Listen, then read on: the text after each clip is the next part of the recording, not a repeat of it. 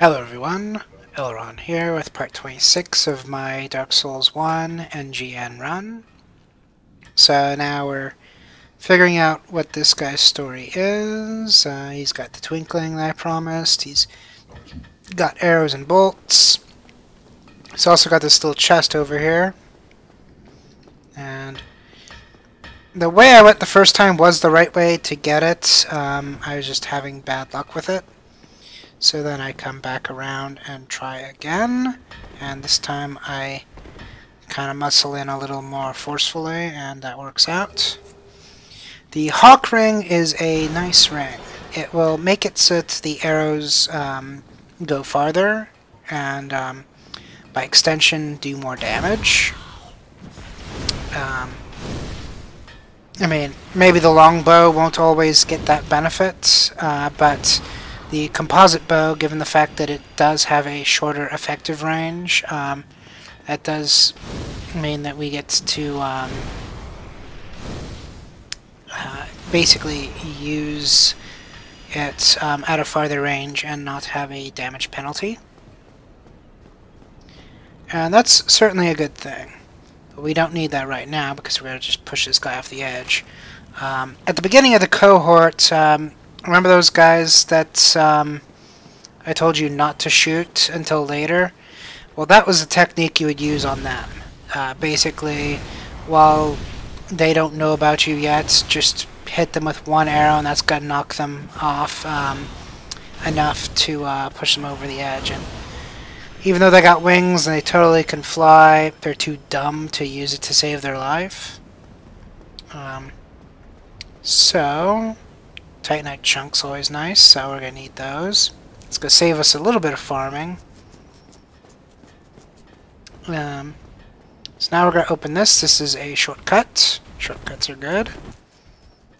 And we're actually going to go back this way, and I don't know why I'm even bothering with this, but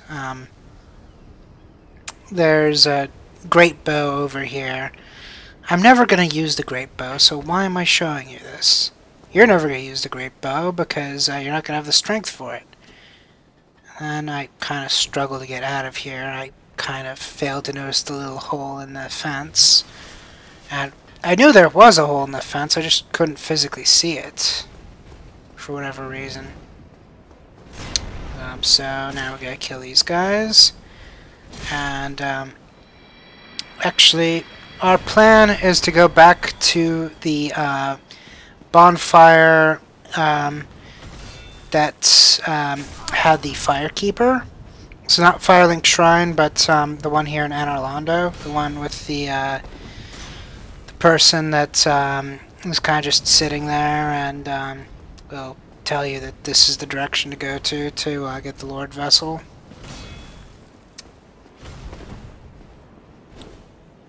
And I think I just attacked between the legs a few times, which made this fight a little longer than it should have been because my attacks didn't make the connections necessary.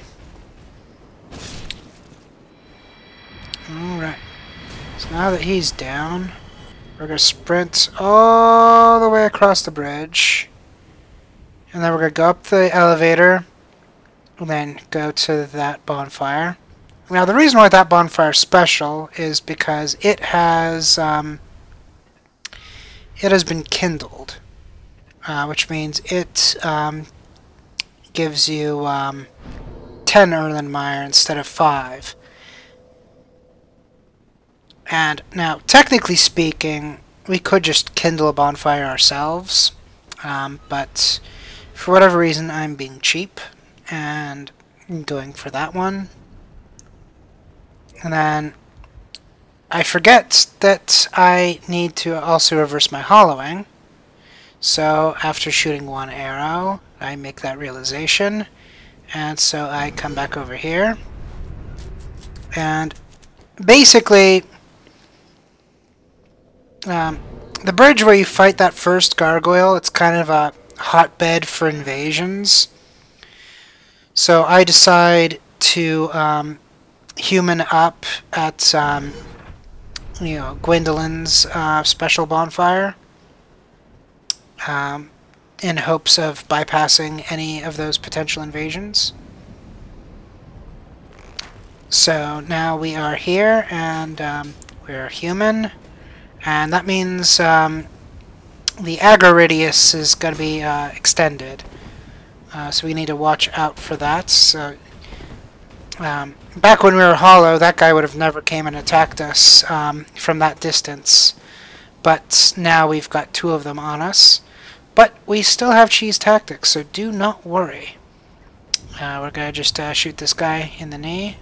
He used to be an adventurer like us, but then he took an arrow to the knee. Yeah, I know that joke's getting old now, but we gotta keep the Skyrim alive.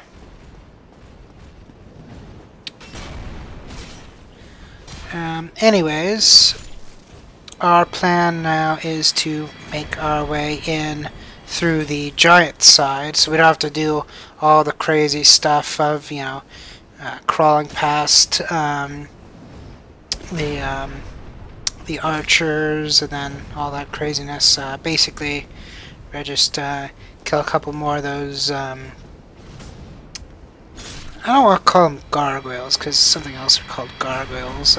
But you know, these maybe they're harpies. I don't know. I don't know. Whatever these creeps are here.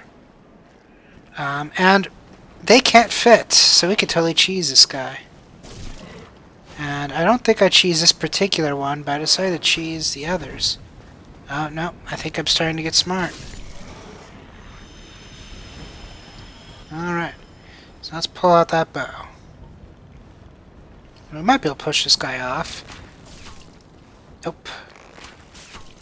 That one probably wasn't close enough to the edge. Either that or the angle of impact wasn't good for pushing. Now we're gonna just pot shot him. Oh, I had him locked on. I should have kept that. Oh well. Of course, I'm not smart enough to use the lock on. I tend to get clever after the fact, in case you haven't noticed.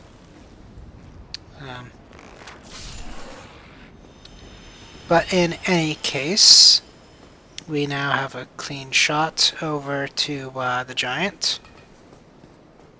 And we're gonna repair our stuff because I tend to forget to repair stuff, and it's bad when equipment breaks. You kind of get screwed, and no one likes to get screwed. So I see a Sunbro sign over there. And actually that's why we reversed our hollow, because we need Solier. And that ends up being Solier's sign.